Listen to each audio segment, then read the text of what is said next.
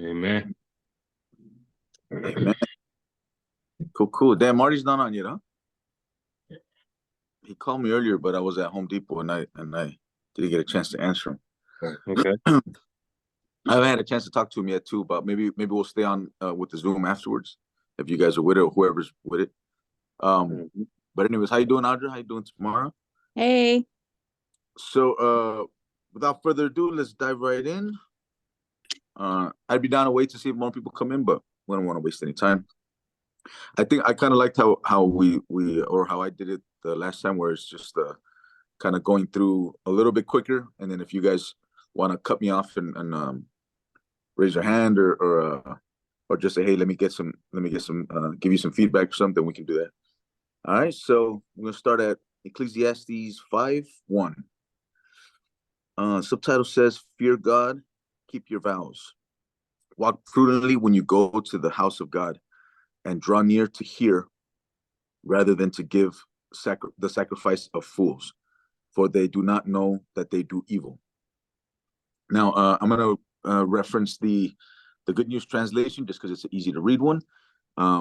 Just like I was telling Larry, even if I can understand it just fine with the version I just read, it just sinks in a little bit better with the easier language with this other Bible. So it says, don't make rash promises. Be careful about going to the temple. It's better to go there to learn than to offer sacrifices like foolish people who don't know right from wrong. And then we go 5:2 says, do not be rash with your mouth, and do not let your heart utter anything hastily before God. For God is in heaven and you are on earth. Therefore, let your words be few. For our dreams come through much activity, and a fool's voice is known by his many words. So that's interesting. I don't know. That's cool. How's it going, Jeffrey? Oh, Omar's in. What up, Omar? What up, fellas? Hey, I have one question though. Why is it got to be called? Why is it got to be Eddie's room, private room for? I know, right? Like, what is this, a peep show, bro? Like, what's going on? Eddie's room. Hey, Eddie's peep show. Hey, but staying focused, right? Staying on task. Yeah. No. These first two verses hit hard, like, because if you read back in Exodus when God was calling Moses, and he said, do not come any closer. The Lord warned, take off your sandals, for you are standing on holy ground. Like it says, walk prudently when you go to the house of God. Like that mean as we are approaching the throne of grace, as we are approaching our God, like it's not to be treated as a normal situation. Yeah, it's not to be taken lightly. It's not to be taken for granted. But we're bringing ourselves before God, like, and that's important. Like you're God's not gonna let you just sit up there and disrespect Him. Yeah. We do have a couple references. I don't want to spend too much time unless we come across something that's a little interesting. Then maybe we can check the reference. But on the one that Chris was just talking about on 5:2, do not be rash with your mouth, and let your heart utter anything hastily before God. For God is in heaven and you are on earth. Therefore, let your words be few. The cross reference is Proverbs 20:25. I don't know if somebody wants to maybe pull that up on whatever Bible you guys got. I'm going to look it up in the same Bible here. 20. It says, don't trap yourself by making a rash promise to God and only later counting the cost. I think that goes even tied into Pastor Andy, how I was feeling yesterday. Like how you were feeling yesterday. Yeah, how I was how I was feeling, like, because I was telling Eddie, I was like, dude, the Lord would not let me release words. I was not in the most happiest place, like, and I was really ready to talk bad about the circumstances that was going on, but the Lord would not let me speak at all unless it was in tongues or just pouring out crying, right? Because the Lord knows my heart, and He has me careful of the words that I release, because the words that I release are powerful and given by God. And if those words that are not of God, He will not allow me to speak. And I hope He continues in that direction of not letting me speak unless it's utterly given to me for me to share with you guys. Word, word. I forgot that the cross references, they're kind of just like where it says the same thing in other books, right? It's not necessarily like an expansion on it. It's just we hadn't touched on cross references in a minute. So maybe I should skip over that. Any thoughts, you guys? I think I had read 3, or dreams come with much activity, and the fool's voice is known by his many words. Well, I mean that's a I like that too. 5:3. You know, like the saying of a man of few words is usually like a man that's like a thoughtful, a deep thinker. You know, so yeah, a lot of the same stuff repeated in Ecclesiastes, but still with a little bit of a twist to it. So David, we got yes, sir. can I add something real quick? I'm gonna mute my mic right now, but if anybody, Audra brought up a really good point. If you're able to pull up the chat button on your Zoom, if you have a question, you can type it up. We can look at your question. You can send the question directly to one of the members, or you can post it publicly, and then we can touch on your question if you want to keep your mic muted, and then that way we can address everybody's questions accordingly. Otherwise, David will just, if he needs input, he'll call on everybody individually. That's a good idea. I think if we do that, I think it's probably better to do it publicly than directly. But I'm open to however people want to do it if that's what they want to do. That And way, I everyone. also want to welcome Jeff to the call. I see he hopped on. How you doing, Jeff? Bless, brothers. Bless. Cool, man. Good God's to have. good. Yes, What sir. up? Good to have you, man. All right. Yeah, So, you know go what, ahead. David, man, just back to verse 2, man. You know, when it says, do not be quick with your mouth. I mean, that's takes a lot of patience, because, a lot of times we get so caught up. Well, in my case, just in the past, or just get caught up, or a lot of times, you letting your emotions get the best of you. You know what I mean? So you really got to just really think before you talk. You know what I'm saying? You really got to think. So a lot of times your mind is telling, or your flesh is telling you, say this. You know what I'm saying? But me now, I'm like more calm, and I think before I react. I think before I say something, crazy. You know what I'm saying? Like, so now I'm definitely learning that. So like just that verse 2 about, do not be quick with your mouth. I definitely think before I talk now. You really, so just wanted to say that. Yeah, that's good. I'm glad you brought it up because I just read it like 4 times, and then it wasn't until you said it where I was like, oh wait, that applies to me a little bit. You know what I mean? Yeah. So, yeah, that's good because, like you said, I'm kind of in the same boat to where I really try to think before I speak, and even if you're conscious of it, you still kind of have to Right. release yourself in that way. You know, And it's tough. it is tough. Yeah. It's tough, man. It's a journey, man. Because like your flesh is like, raw, say this. Yeah. But then say you like, let me think, because I can go this route. Because if I say this can definitely, our tongue is a sword, man. So the slightest word that you say, you can definitely offend someone in a really bad way, or so it's one of those things. So now I learned to just be cool, think before I talk, and it's a step, man. It's a process, man. It's definitely a journey. Sir. Yes, sir. Oh, Omar, you got. Omar just sent me a funny text. I think Omar, you got any input on it before? I don't know what you heard. I mean, we got a whole chapter. We got in the Bible talking about the tongue, and I just got done teaching about love, and it's a scripture that says the love of Christ constraineth us.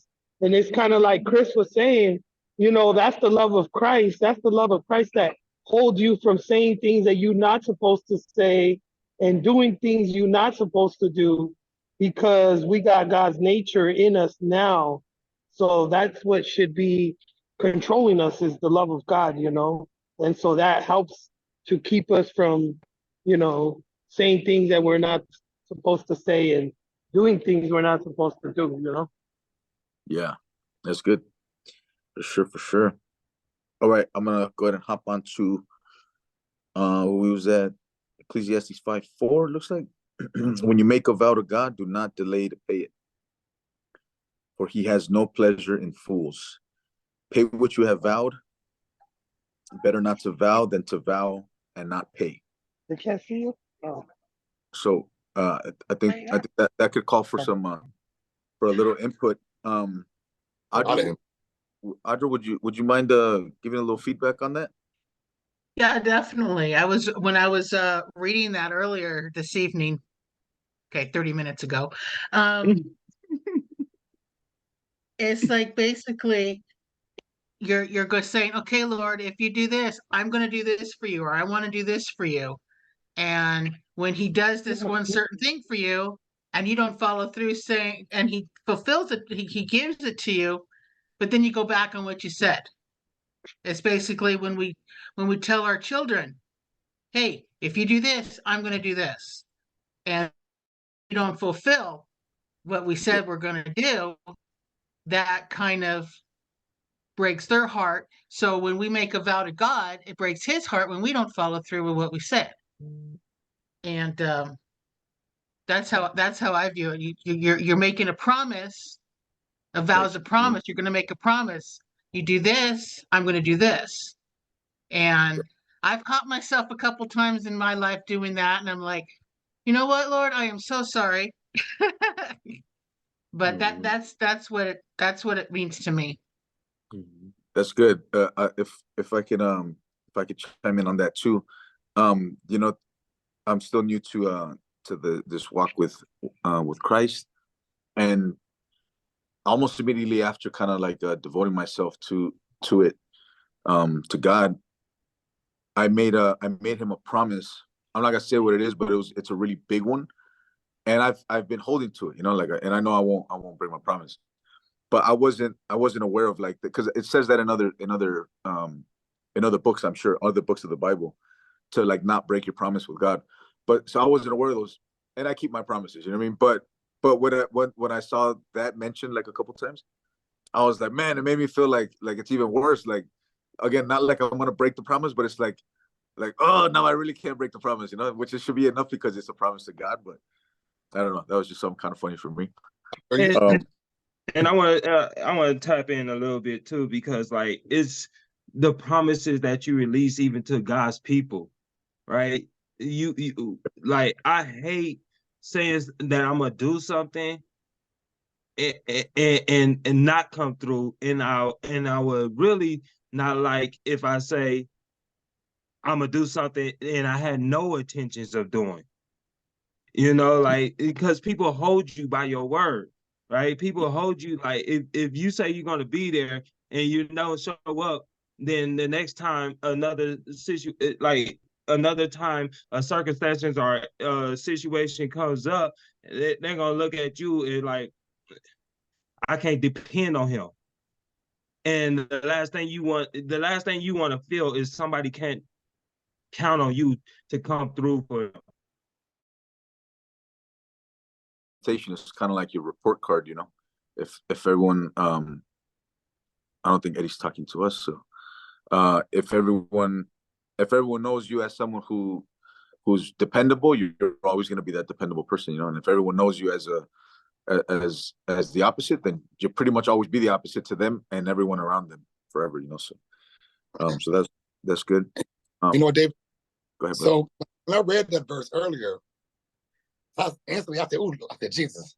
I said, please forgive me for any and everything any promise that I made years ago, 20, 30 years ago. Because I made promises like, God, if you do this, I'm going to do this. You know what I'm saying? So I've been guilty of that. So when I read it, instantly I went to that mode like, God, please forgive me.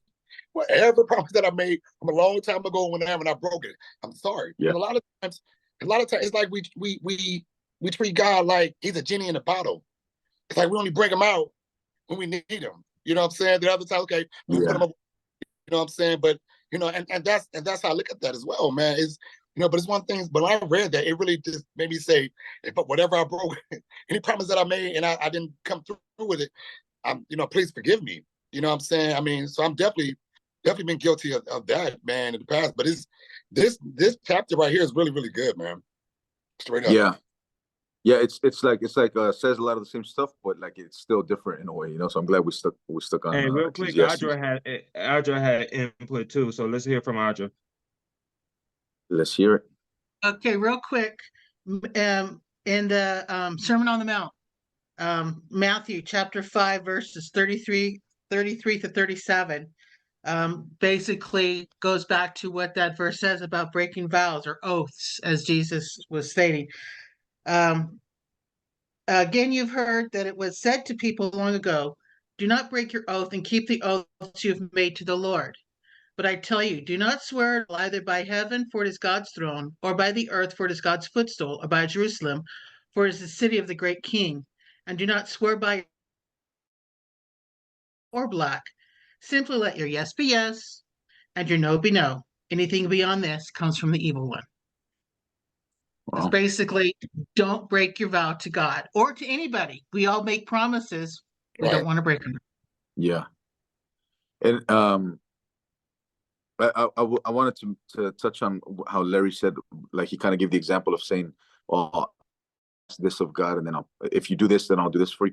I've never made a promise like that. I mean, I can only think of the one promise that I made, which is recent, and it wasn't like a two-way thing. But yeah, I just noticed that. But like, as far as like, it wasn't that you give me this, I give you that. Like, it wasn't one of those. It was one of those things that I felt like God. I'm like, man, God, only if this. Well, I guess it is kind of like that. You know what I'm saying? It's like, I guess it is kind of one of those things like, God, since you're going to do this for me, I'm not going to do this again. If you basically, save me from this, so it kind of makes sense what you're saying, what you just said. Like, God, I'm not going to do this no more. But then all of a sudden, I'll go back to doing it again. Like, for example, like, just the small things like, God, I'm going to work on stop cussing. I'm going to work on stop drinking. I'm going to work on stop smoking. I'm going to work on stop watching these things. I'm going to work on stop gossip. I'm going to work on all these different things. But yet and still, or you say, I'm going to stop doing that, but then you do it. That's why it's important to constantly ask God for forgiveness. I think that, well, I know for myself, it's one of those things that I might have said something like that, like, God, I'm going to do this no more, and then all of a sudden do it again. You know what I'm saying? So that's but that's God's grace, man, that he forgives you, even though, you know what I'm saying, if you say something and you go against the grain and then break it. So I'm all, but now I have a different outlook, and as far as what I'm doing now. So I'm honoring more what I say now just because of where I'm walking, like far as I'm more alert now as well. So it's definitely a different now compared to the past. Yeah, for sure. And I believe God's promise, all God's promises are written, and they're so beautiful to us. Like, man, Lord, you're gonna do that for me? Like, that's for me, Lord? Like, and so we being naturally human want to be like, well, Lord, if you're doing that for me, I want to vow to you too, Lord. You know what I mean? Just because we feel his grace and mercy over us, we feel his promises, and he's fulfilling his promises. Like, we put ourselves. I want to put ourselves in the situations and the circumstances of like, Lord, I want to do this for you too. David did it. He said, I want to build you a house, my Lord. God had to say, oh, pump your brakes. Your hands is too bloody. You have too much blood on your hands. But your son Solomon could do that for me. So us wanting to promise back to the Lord is of a human nature. It is what we want to do. And all God is saying, better be careful. I'm gonna hold you to it. And those that you can, and just like he did with David, he let David know blatantly, dude, you can't even hold that promise for me. Yeah, that's good.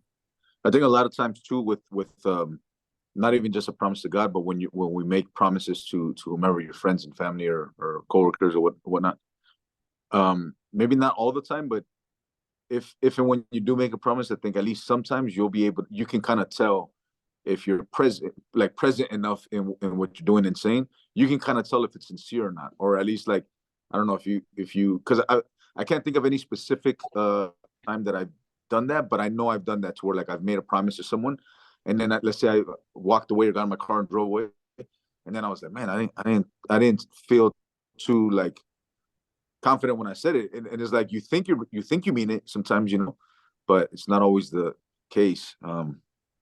I don't know, just a random point I wanted to make. Can I share a simple Yeah. promise that we make that we really can't hold ourselves accountable for when we say see you tomorrow? Yeah, I guess so. Yeah.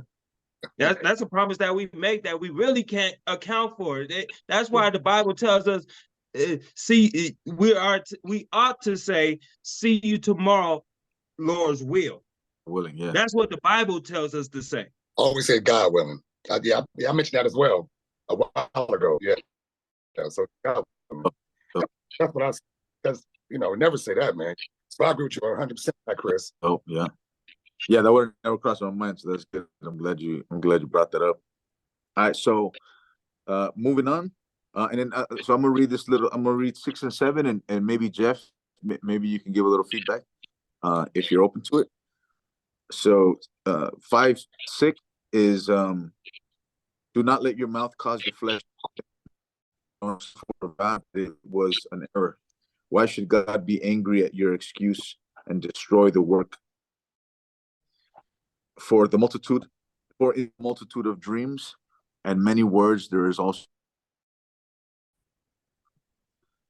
Jeff, you think you can bounce back?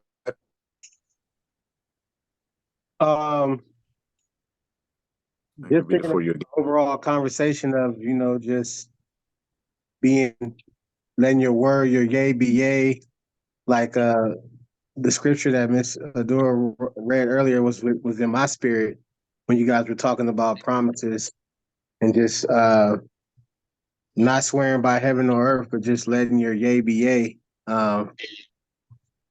Just kept resonating in my heart, and I'm trying to work on it as well. Just being a man of my word, being a man of I honor, and just doing what I say I'm going to do is very important.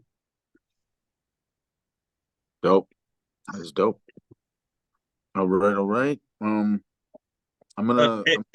I'm sorry, David, and I think it was even said earlier. Like sometimes, I like how it says, "Don't let your mouth cause your flesh to sin." I think it was Larry. He was like, "I'm trying to practice more and be more in tune to me thinking about what I'm gonna say before I release it out of my mouth." And I think that just on what Larry said earlier, this is the meat and grease of it. Don't let your mouth cause your flesh to sin. Yeah. Cool. Hey, like this is, I mean, this is kind of off. It's on topic, but it's not in the Bible. I always like to quote hip hop, and I know Larry's a big hip hop head. If you remember Guru of Gangstar, he got this one lyric, I forget what song, but he says it's on he's a feature on a group home song, and he says your mouth wrote a check, your butt couldn't cash.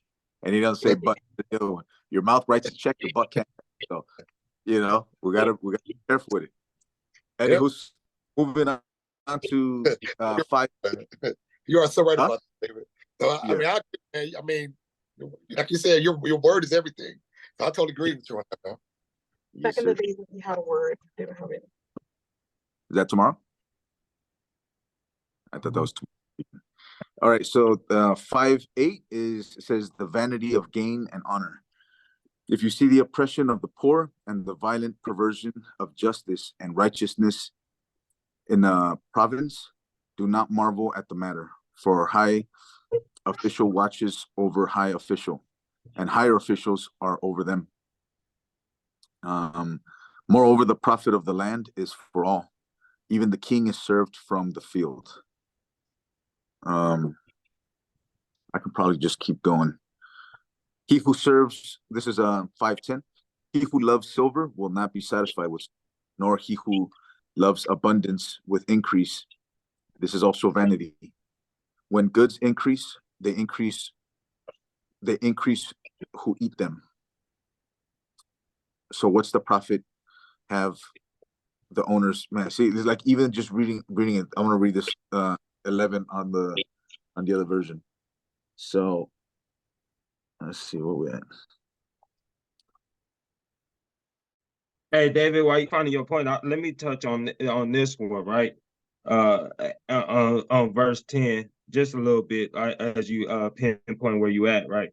Yeah. But like, how many of us how many of us know someone who gets excited over material things, and when the material things, something like the material thing gets damaged or stolen or something, and they act completely out of character over a material thing, right?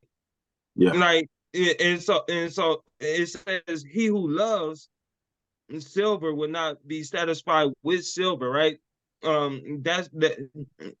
I'm looking at silver being the material, the material of things. Yeah. Like, everybody want, like, those who are flashy want the flashy things, but though, like, I love you guys because of your relationship. Like, you guys understand that the material things really don't mean nothing. Is I'm blessed to have it, but it's not what makes me.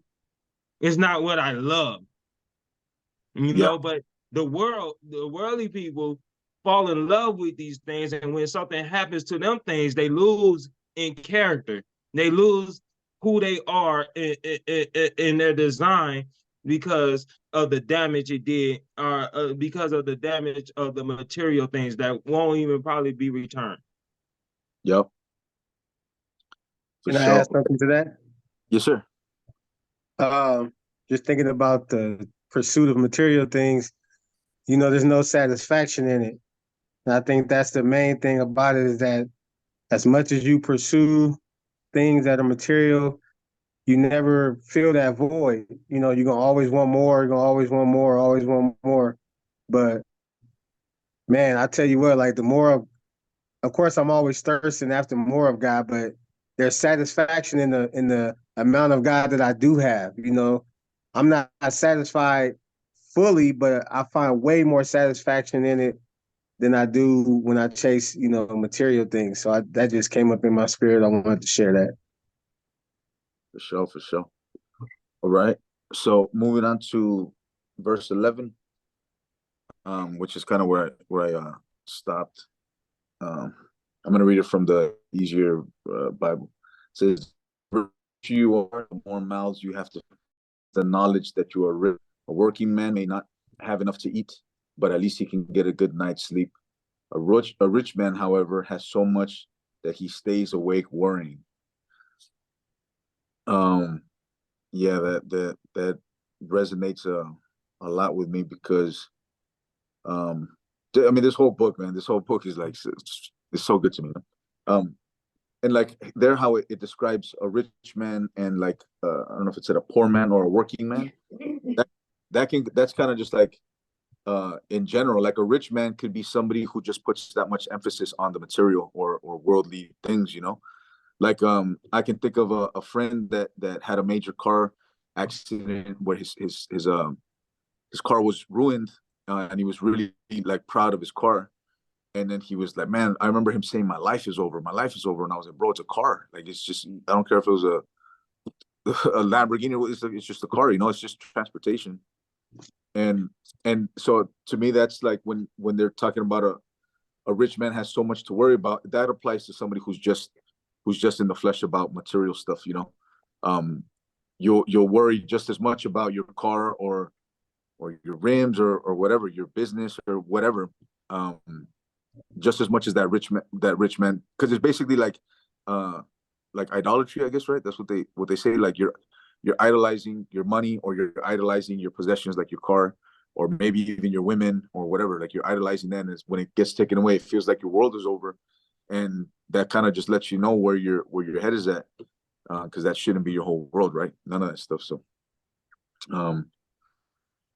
anywho, so I'm gonna go. Where was we at?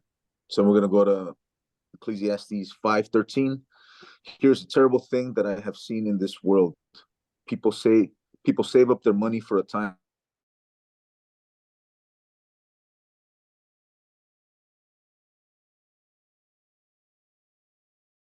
world with just as much as we entered it, with nothing. In spite of all our work, there's nothing we can take with us. It isn't right. We go just as we came. We labor trying to catch the wind. And what do we get? We get to live our lives in darkness and grief, worried, angry, and sick. Here is what I have found out. The best thing that anyone can do is eat and drink and enjoy what he has worked for during the short life that he has worked, for the short life that God has given him. This is man's fate. If God gives a man wealth and prosperity and lets him enjoy them, he should be grateful and enjoy what he has worked for. It is a gift from God. Since God has allowed him to be happy, he will not worry too much about how short life is. Excuse me. I didn't see the last little word. Yeah, that's real good. I don't know if somebody wants to chime in tomorrow. I don't know if tomorrow's actually there, but if you'd like to chime in on what I just read, or I can reread some of it if you'd like. I'm sorry, we were on 13? We were on 13, but I read all the way through 18. 18. Oh, okay. I apologize. I just grabbed my Bible. You're good. I'm gonna pick up from 15 to 18. So we leave this world just as we entered it, with nothing. In spite of all our work, there is nothing we can take with us. It isn't right. We go as we came. We labor trying to catch the wind, and what do we get? We get to live our lives in the darkness of grief, worried, angry, and sick. Here's what I have found. The best thing that anyone can do is eat and drink and enjoy what he has worked for during his short life that God has given him. This is man's fate. If God gives a man wealth and prosperity, wealth and property, and lets him enjoy them, he should be grateful and enjoy what he has worked for. It is a gift from God. Since God has allowed him to be happy, he will not worry too much about how short life is. And David, as Tamara gets her thoughts together, it kind of reminds me of my Thursday message of God being the source and giving us these resources, right? Yeah. It's God who gives us these resources, and like those things can be taken away or given to us more, right? But if we don't turn our attention to thank you God for allowing me to have this, right? Then like I was always taught, if you don't appreciate the things that you have, if you get a piece of fresh steel and you let that fresh steel sit and with no activities to it, with no nourishing to cleaning that fresh steel, what is it going to happen to that fresh steel? It's going to rust. It's going to rust and be worthless and useless to you. Yep. So, Tamara, you got something? Chris, when you said fresh what? He said he's talking about steel, like he was talking steel. Okay, I didn't know what he was saying. I was kind of confused for a moment.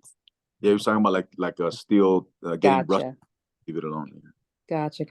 No, I just think I don't think there's nothing wrong with wanting to have money and to hustle and to get what you need, but I just think it's how you accept it and what you do with it.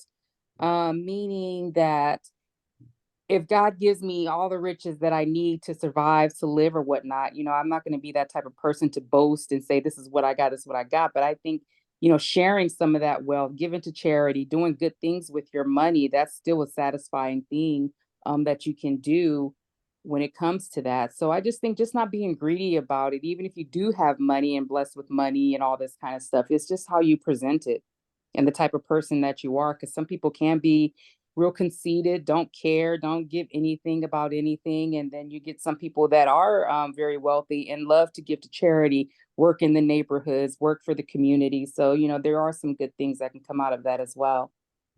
Definitely. Yeah, I always say there's nothing wrong with having money. There's nothing wrong with liking nice things. Like some people are genuinely intrigued by luxurious things. And I always say there's nothing wrong with wanting that, as long as you understand the dynamic of everything, as long as you put a lot of thought into it. Like, this is why I don't like it, because it makes someone else feel better, or it makes someone else think of me in a certain way. You like it if you like it because then there's nothing wrong with it at all. And but another thing is, it's not like God want us to like the pastor, like the minister was saying at church. It's not like God want us to be scraping at the bottom of the barrel. You know what I'm saying? No, He wants us to have things, and that's why it's important to tithe. Because when you tithe, you know what I'm saying, like, you're giving your 10% or more, that's God giving us, God basically just opening the windows of heaven and pouring out a blessing that you have room enough to receive.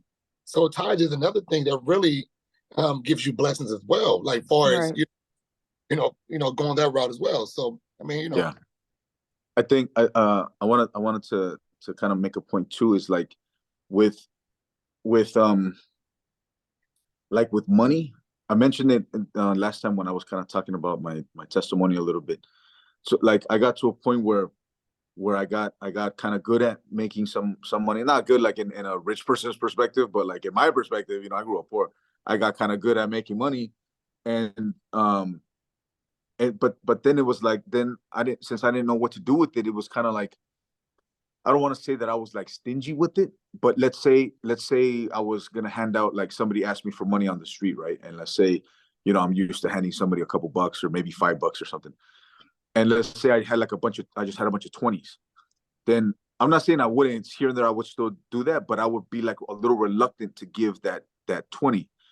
And it wasn't because it's like, oh, I'm letting go of a 20. It's because I didn't know what to do with the money. It's because I was like, well, am I being irresponsible with it? So ignorance is also really, really bad around money, because if it's like how I look at it now, my money situation hasn't changed from now to like this kind of scenario that I just painted to you. It hasn't really changed. But now it's like, now I don't care. Now I don't care at all. Like when we were talking about the well, I don't know if we should touch on that right now, about the like putting money into the ministry and maybe giving a certain percentage away and stuff. Just the other day when I was talking with Eddie and Chris, and I was like, bro, we can give 100% of it away. Like if that's what you guys want to do, we can give it all away, like all of it. Who cares, right? But it's not like I understand money more, but my perspective has changed around money. Instead of like, I don't know what to do with this, so I'm just gonna like clam up and just be ready for a rainy day. And then when that rainy day comes, it's like you don't even know how to use the tool that you got, So that's kind of neither here nor there, but it that did cross my mind when you. David, I think when we first met you, you said something key to us, and you was like, when you was talking about money, you was like, I use money as a tool, and like I think me and Eddie both was like, what? You know what I mean? Like, and you was kind of explaining how money is a tool to you to get you the things that you want, right? And me and Eddie just felt that was so beautiful. So I think if you share it in that perspective, then it would be more of a grasp. More of a what?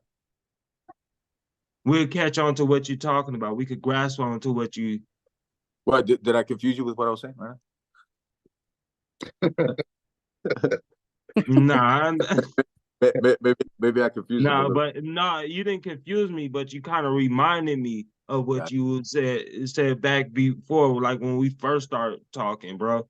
yeah, You know? yeah.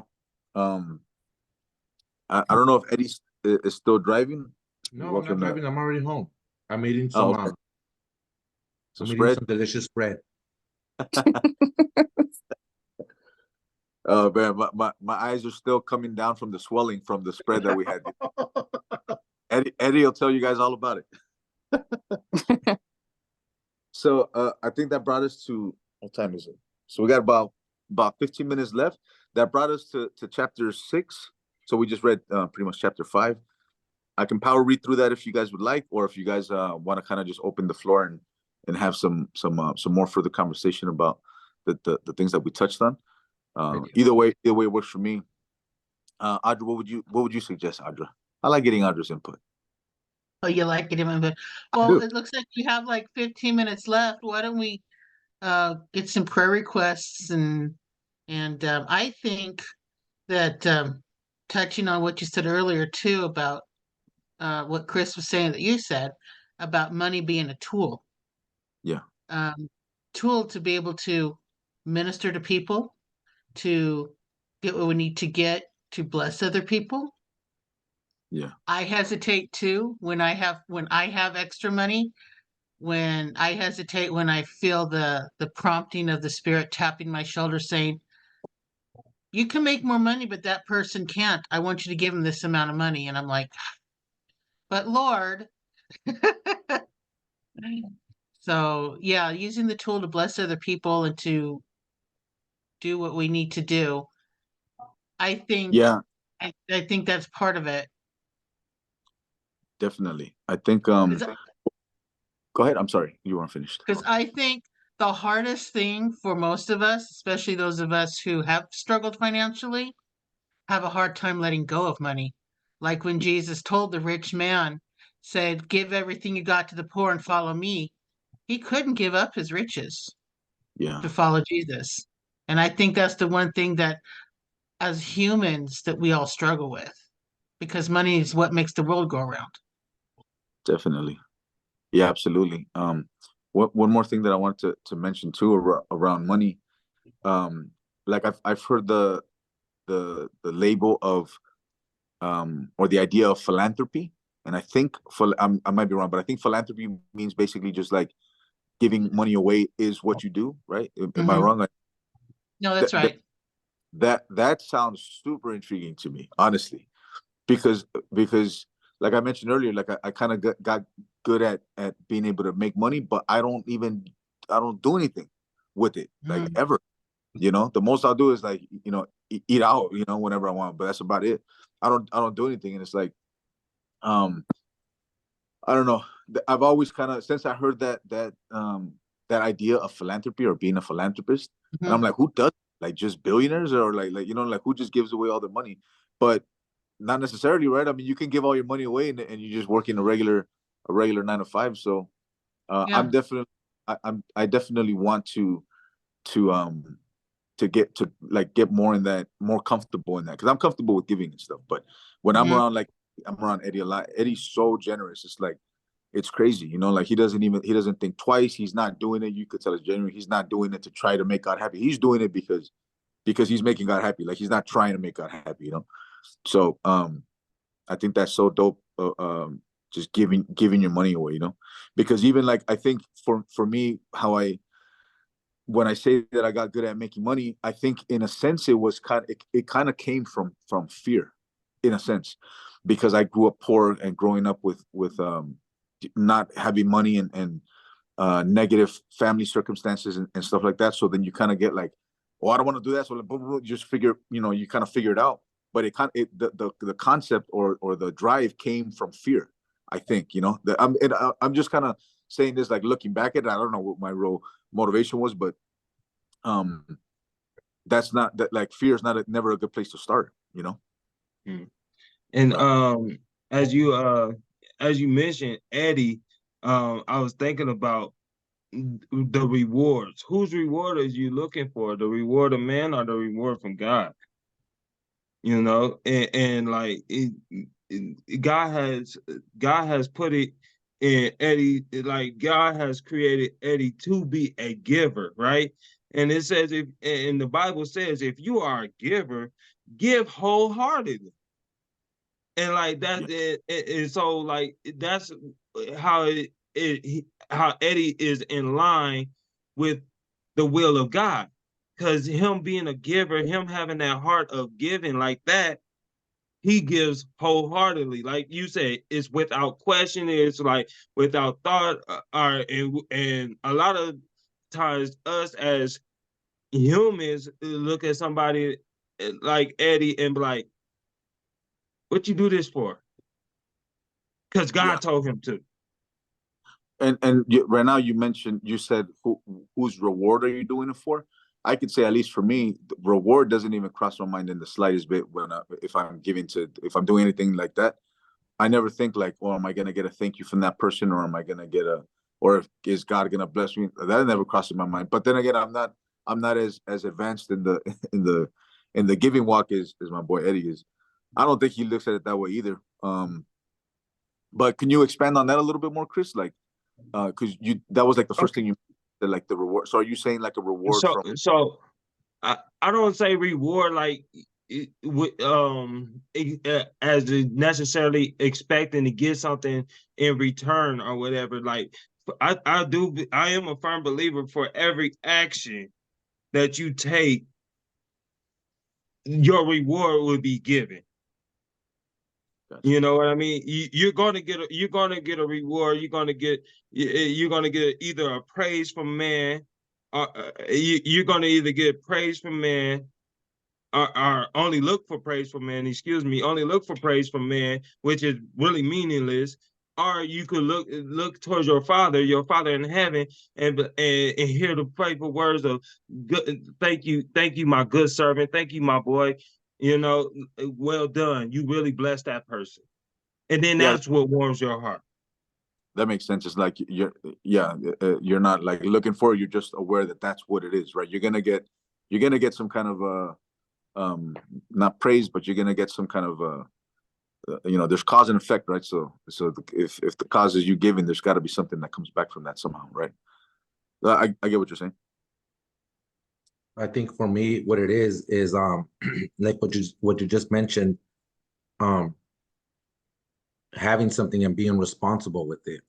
So, I make sure that everything that I have that needs attention gets paid attention to first. My bills, my house, my car, my savings, and then anything else is like you, David, like just do away with it. I don't want to hold on to it. I'm not going to take it with me when I die for sure, you know? Yeah. So I kind of look at it like that, but I do really, I do want to be in tune with what God says, and never look to get anything back from it. Yeah.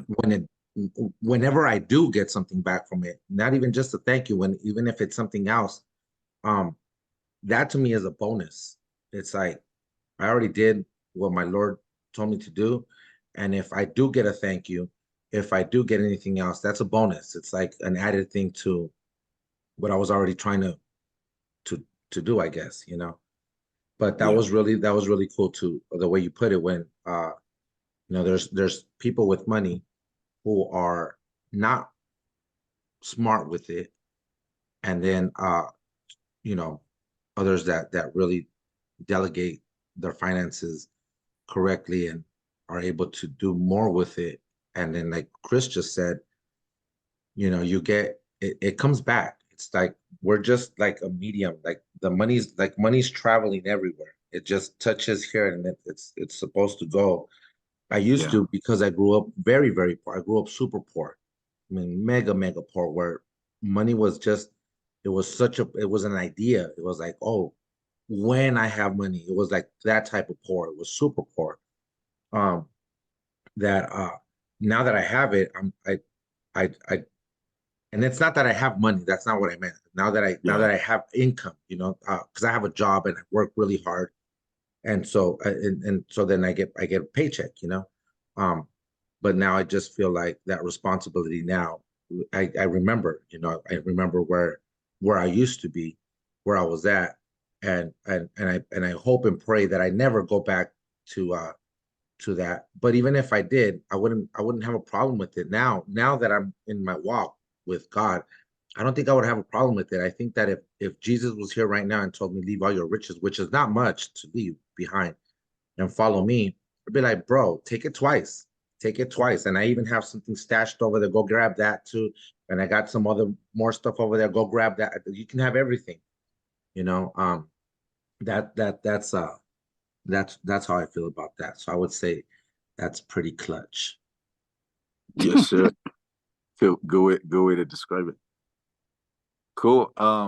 So if I don't think I'm gonna be closing out in prayer. I think Chris was gonna be closing out. But if you guys have any prayer requests, now would be a good time to chime in. If anyone's got anything sitting on their heart for your family or your job or your living circumstances or your income. There's only a couple of us on today. Yeah. We'll I always like to keep Joseph in our prayers. So I've mentioned Joseph a couple times. A couple of you guys might not be familiar. Joseph is a kid that I've been mentoring for a couple months, and things have gotten a little complicated in the last week or so, with his circumstances, and I haven't even been hearing from him. So just so you guys know, when we mentioned, like when me and Eddie or Larry or Chris, we mentioned Joseph, it's a kid that we've been bringing with us to church when he's willing to go, which was almost every time, and we just care about him a lot. He's a young kid, and he's got a good heart. He just has like zero guidance, or little to no guidance, and then we were trying to kind of fill that void for him. So we're hoping that gets straightened out soon. I mean, if anything, real talk, we definitely have to do a praise report for Larry's job. Like that's something major. Yeah. I know that every single time we all pray together, I know that God not only answers our prayers, but he's like, bro, I'm gonna put a cherry on top. There you go. He does that every time. And then Audra, you got admitted into the school, and that's praiseworthy. And so we got two great praise reports right there. That I think that need to be acknowledged. Our Father needs to hear our praises because it's because of him, and this is what we pray for. We say that, well, Father God, it's only to honor you when our prayers get answered and to praise you. So those are two major praise reports I think we really have to touch on together, because I was doing it yesterday. Even when I got home last night, I just couldn't stop praising, even because Larry had just told me that when we were at church, and Audra had mentioned that to me a few days ago, and I lost my voice. I don't even know if you guys even noticed that I lost my voice. No, we didn't, Eddie. I was Usually I leave it in the first pew. If anybody ever finds it, it's in the first pew right there. That's usually where I lose it. Oh God. But yeah, it was just, it's been praises. Yes. Praying for, of course, for Joseph. That's super heavy on, of course, our hearts, or my heart and our hearts. But that's definitely praiseworthy. So let's jump on that. And if anybody else has any more praise, don't forget to pray for me and Audra, because we're going on the road with our jokes. So y'all better be prepared for that. On fire! Going hard with that.